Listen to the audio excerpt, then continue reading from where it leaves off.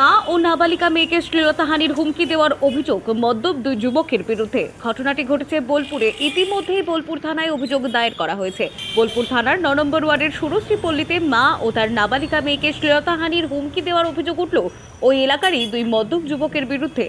ঘটনায় চরম আতঙ্কিত হয়ে বোলপুর থানায় অভিযোগ করেছেন ওই নাবালিকার মা।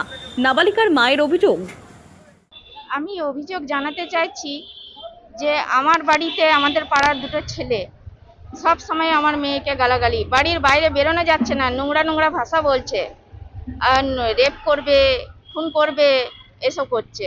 তো আমার মাকে খাবার দিতে যাই, তো আমার ছোট মেয়ে তো প্রত্যেক দিন নোংরা নোংরা কথা বলে। এটার তো কিছু ব্যবস্থা করতে হবে। ওরা তো বাড়ির দুয়ারে অবধি চেপে যাচ্ছে, যদি করে দেয়।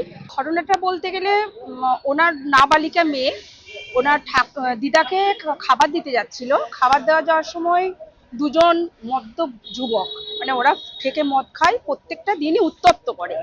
তা উত্তপ্ত হতে হতে ওর আজকে কালকে সীমা ছাড়িয়ে দিয়েছে, পুলিশ গেছিল, পুলিশের সামনে অপমান করেছে। এবার তার জন্য আজকে আমরা একটা এফআইআর করছি, যাতে সুব্যবস্থা হয়। যদি অঘটন ঘটে যায় তখন তো কিছু করার থাকবে না, তার আগে স্টেপ নেওয়ার জন্য আমরা এসেছি। আমরা ওর পাশে, আমরা সমস্ত মহিলা ওর পাশে আছি।